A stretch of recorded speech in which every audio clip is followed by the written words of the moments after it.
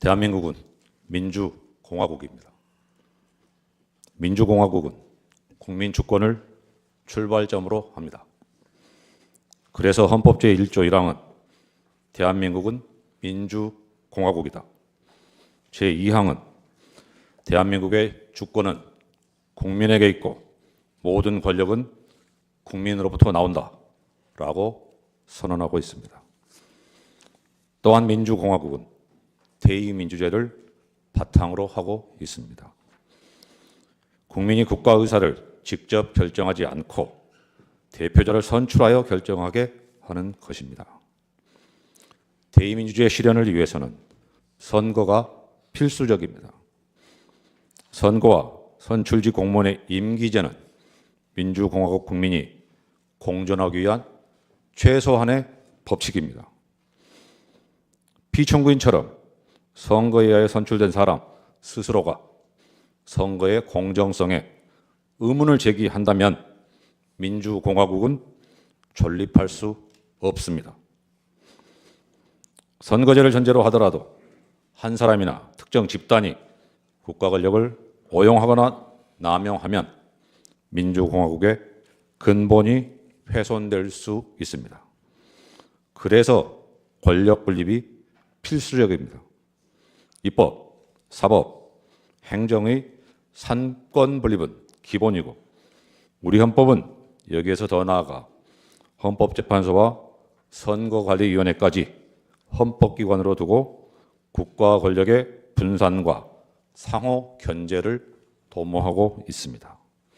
세계 각국이 우리나라 헌법재판소를 모델로 삼고 있고 대한민국 헌법재판소는 세계 헌법재판소의 중심에 서 있습니다.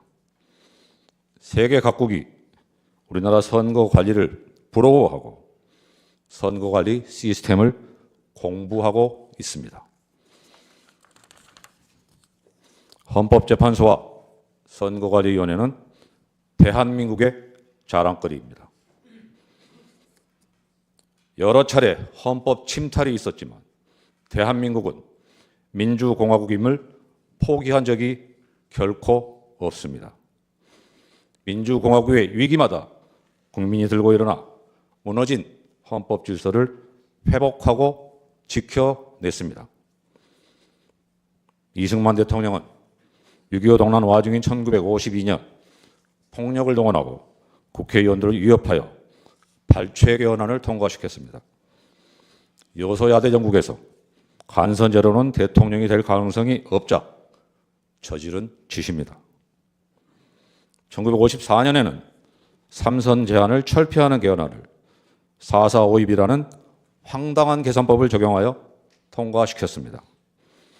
이승만이 종신 독재의 야욕을 드러내자 민심은 등을 돌렸습니다. 그러자 이승만 정권은 1960년 그 유명한 3.15 부정선거를 저지르고 맙니다. 박정희 대통령은 어떠했습니까? 4.19 혁명 후 민주주의 회복 과정에서 혼란을 빚자 5.16 군사 쿠데타로 정권을 잡았습니다. 1969년 대통령 3선 금지 구정을 폐지하는 헌법 개정을 했습니다. 1972년 비상계엄을 선포하고 유신헌법을 만들었습니다. 통일 최국민회의를 설치하여 간선제로 대통령과 국회의원 정수의 3분의 1을 선출하도록 하였습니다. 대통령에게 국회 해산권을 부여했습니다. 국민은 저항하였고 박정희 독재 정권은 긴급조치 남발로 연명하였습니다. 전두환 대통령은 12.12 군사 쿠데타로 정권을 잡았습니다. 친위 쿠데타입니다. 대통령 간선제는 유지되었고 국가보위 입법회의가 만들어져 국회를 대체하기도 하였습니다. 이승만, 박정희, 전두환 대통령은 모두 전시 비상계엄이나 스스로 선포한 비상계엄 하에서 헌법 개정을 통해 독재의 길로 접어들었습니다. 그러나 영구 집권을 꿈꾸던 이들은 모두 비참한 최후를 맞이해야만 했습니다. 이승만은 4.19 혁명 후 미국으로 망명하였습니다. 국민으로부터 버림받은 초대 대통령은 하와이에서 쓸쓸하게 숨졌습니다. 박정희는 산업화의 업적을 뒤로하고 부하가 쏜 총탄에 맞아 비명 행사하였습니다. 전두환은 권좌에서 내려왔지만 반란 및 내란 수괴죄로 법정에 서는 것을 피할 수 없었습니다. 수많은 대한민국 국민이 역사의 고비마다 민주공화국 수호를 위하여 피 흘리고 목숨 바치고 옥살이를 마다하지 않은 결과입니다. 1960년 4.19 혁명, 1979년 부마 민주항쟁, 1980년 5.18 광주 민주화운동, 1987년 6월 민주항쟁이 대표적입니다. 피청구인은 2024년 12월 3일 심야에 우리 대한민국 국민이 피와 목숨을 바쳐 지켜온 민주헌정 질서를 무참하게 짓밟았습니다. 1987년 헌법 개정 이후 대한민국 국민은 민주공화국의 이념과 원칙을 더욱 공고히 하여 왔습니다. 세계가 대한민국의 민주주의를 칭송하였습니다. 감히 현직 대통령에 의한 헌법 파괴와 민주공화국 전복 행위가 있을 것이라고는 꿈에도 생각하지 못했습니다. 그런데 2024년 12월 33일 밤 10시 23분경 한 해가 저무는 그날 밤 피청구인은 정규방송을 중단시키고 나타나 국민 앞에 마주 앉아서 비상계엄 선포 담화문을 낭독하는 장면을 시청하도록 강요했습니다. 그 순간 우리는 여기저기 전화했고 이후 거의 모든 국민이 집에서, 식당에서, 길거리에서 TV나 휴대전화로 비상계엄 전개 상황을 실시간으로 시청하였습니다. 어떤 이들은 국회의사당으로 달려갔습니다. 피청구인은 담화에서 국회를 범죄자 집단의 소굴, 자유민주 체제를 붕괴시키는 괴물이라고 단정하였습니다. 파렴치한 종국 반국가 세력, 폐악질을 일삼는 망국의 원흉 반국가 세력을 반드시 일거에 척결하겠다고 결기를 보이기도 했습니다. 우리는 대한민국 국군이 완전 무장을 하고 헬기로 국회에 착륙하는 장면을 지켜봤습니다. 무장군인은 유리창문을 깨부수고 국회의사당에 난입했습니다. 경찰은 국회의원 출입까지 막아서면서 국회를 봉쇄했습니다. 시민들은 국회 밖에서 경찰에 맞섰습니다. 국회 안에서는 몸으로 심지어는 소화기 분말을 분사해서 내부에 진입한 무장군인의 본회의장 출입을 저지했습니다. 한마디로 영화나 드라마에서도 볼 수 없었던 초현실적인 장면들이었습니다.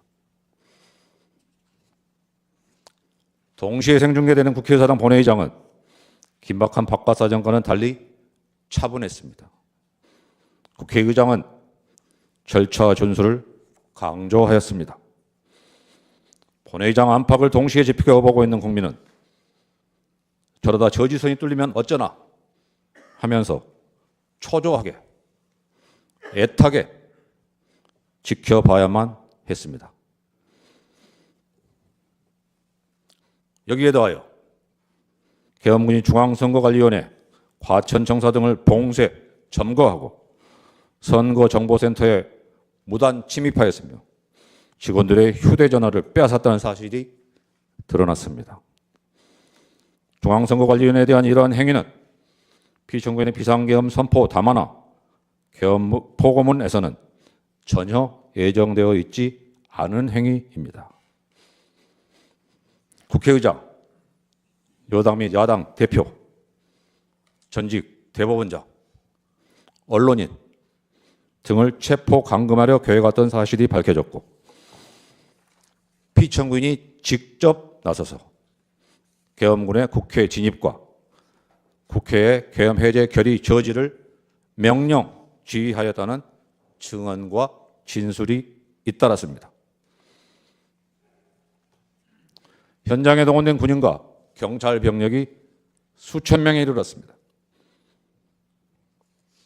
육군 최정예 부대인 특수전사령부, 수도 방위사령부, 대군사정보 수집부대인 정보사령부, 군사보안 군 방첩 및 군에 관한 정보의 수집 처리 등에 관한 업무를 수행하는 국군 방첩사령부 등 우리 국군의 핵심 전력을 동원하였습니다.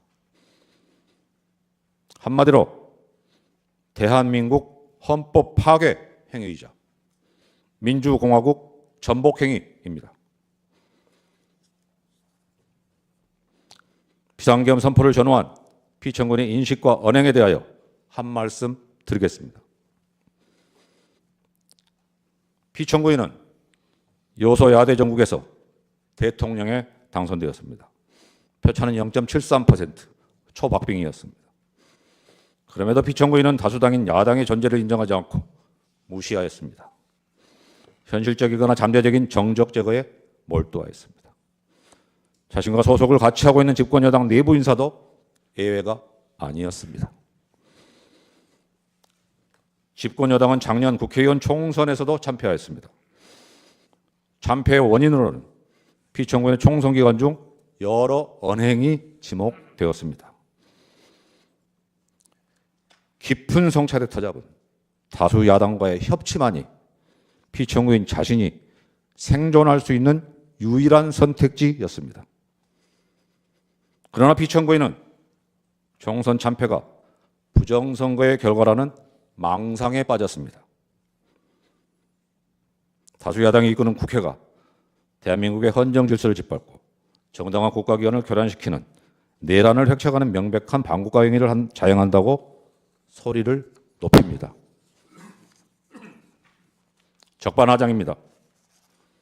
피청구인이 듣기 싫은 소리는 입틀막으로 듣지 않고 듣고 싶고 보고 싶은 것만 골라보고 들은 결과입니다. 피청구는 2024년 12월 12일 담화에서 병력을 국회에 투입한 이유는 거대 야당의 망국적 행태를 상징적으로 알리고 질서 유지를 하기 위한 것이지 국회를 해산하거나 기능을 마비시키려는 것이 아니다. 계엄령을 발동하되 그 목적은 국민에게 거대 야당의 반국가적 폐악 행위를 알려 이를 멈추도록 경고하는 것이었다. 라고 강변하고 있습니다. 그러면서 도대체 2시간짜리 내란이라는 것이 있습니까? 질서 유지를 위해 소수의 병력을 잠시 투입한 것이 폭동이라는 말입니까? 라고 외치고 있습니다. 피청구인이 그날 밤 일선 지휘관들에게 직접 내린 명령이나 우리가 지켜본 현장 상황에 정면으로 배치되는 주장입니다.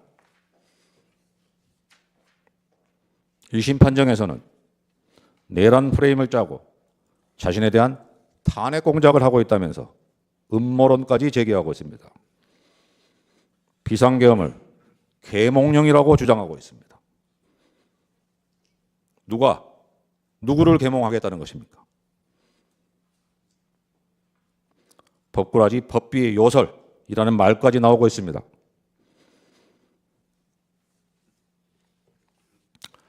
그래서 우리는 피청구인에게서 이승만, 박정희, 전두환을 연상할 수밖에 없는 것입니다.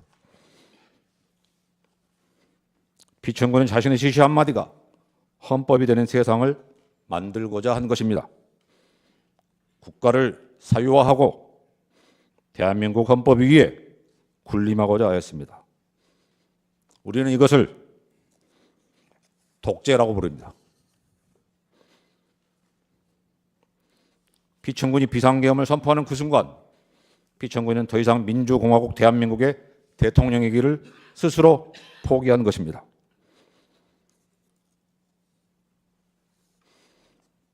헌법재판소는 피청구인 주장의 부정선거 논란에 대하여도 깊이 헤아려 주시기 바랍니다. 피청구는 2025년 1월 15일 공개된 자필 메시지에서 우리나라 선거에서 부정선거의 증거는 너무나 많습니다. 칼에 찔려 사망한 시신이 다수 발견되었는데 살인범을 특정하지 못했다고 해서 살인사건이 없었고 정상적인 자연사라 우길 수 없는 것입니다. 라고 주장하고 있습니다. 선거에 의하여 당선된 대한민국 대통령이라면 도저히 입에 담을 수 없는 말입니다. 부정선거가 권력을 가진 자에 의하여 자행되었다는 역사적 사실에도 반합니다. 대의 명분으로 삼았던 거창한 구호는 사라지고 부정선거 의혹 규명, 선거 시스템 점검이 비상계엄 선포의 목적이라고 이야기하고 있습니다. 구차합니다. 여기서 잠시 과거 어느 헌법재판관의 말씀을 살펴보겠습니다. 이 사건 탄핵 심판은 보수와 진보라는 이념의 문제가 아니라 헌법적 가치를 실현하고 헌법 질서를 수호하는 문제이다. 그리고 이 사건 탄핵 심판은 단순히 대통령의 과거 행위의 위법과 파면 여부만을 판단하는 것이 아니라 미래 대한민국이 지향해야 할 헌법적 가치와 질서의 규범적 표준을 설정하는 것이기도 하다. 이것은 박근혜 전 대통령에 대한 탄핵사건 결정문의 보충 의견입니다. 맞는 말씀입니다. 헌법재판소의 결정은 주문도 중요하지만 결정 이후에 담겨있는 내용도 중요합니다. 우리가 구현하고자 하는 헌법 가치를 담고 있기 때문입니다. 결정문은 민주공화국 대한민국의 민주주의를 한 단계 승화시키고 대한민국이 나아가야 할 방향을 제시하여야 합니다. 이번 기회에 망국적인 역병인 부정선거 음모론에 철퇴를 가함으로써 민주공화국의 기반을 굳건히 할 수 있도록 하여야 합니다. 오늘 이 심판정이 존재할 수 있도록 계엄군과 경찰에 맞서 싸운 민주시민, 국회의원과 국회 관계자, 부당한 지시와 명령을 거부한 정의로운 군인들에 대하여 저희 헌법재판소가 할 수 있는 최소한의 보답이라고 할 것입니다. 피청구인은 한날 한시라도 신속하게 파면되어야 합니다. 피청구인은 내란 우두머리죄로 구속, 기소되어 재판을 받고 있습니다. 전 국방부 장관, 군 고위 장성, 경찰 수뇌부도 내란 중요 임무 종사죄나 내란 부하 수행죄로 기소되어 구속 상태로 재판을 받고 있습니다. 피청구인이 파면을 면한다고 해서 처벌을 면할 수 있겠습니까? 다시 국정을 맡길 수 있겠습니까? 피청구인이 이 순간에도 거짓과 과장으로 자신의 지지 세력 결집을 시도하고 있습니다. 국민을 편가르고 있습니다. 폭도들이 법원에 난입하여 폭동을 일으켰습니다. 어떤 국회의원은 헌법재판소를 해체하여야 한다고 주장하고 있고 국가인권위원회 위원이라는 사람이 헌법재판소를 두들겨 부수어 흔적도 남김없이 없애버려야 한다고 선동하고 있습니다. 극도의 혼돈과 혼란 상태가 지속되고 있습니다. 비상계엄이 우리 경제에 미치고 있는 부정적 영향은 날로 심화되고 있습니다. 소비는 위축되고 경제는 회복하기 어려운 상태로 가고 있으며 치솟은 환율은 제자리를 찾지 못하고 있습니다. 국제사회의 우려도 커지고 있습니다. 하루하루가 고통스럽습니다. 이게 나라입니까? 라는 절망의 목소리가 귓가를 맴돌고 있습니다. 피청구인이 선포한 비상계엄이 지금까지 계속되고 있다면 우리는 어떤 장면들을 목격하고 있을까요? 피청구인이 복귀한다면 제2, 제3의 비상계엄을 선포하지 않을 것이라고 누가 보장할 수 있겠습니까? 국민과 더불어 재판부의 현명한 판단을 악망합니다.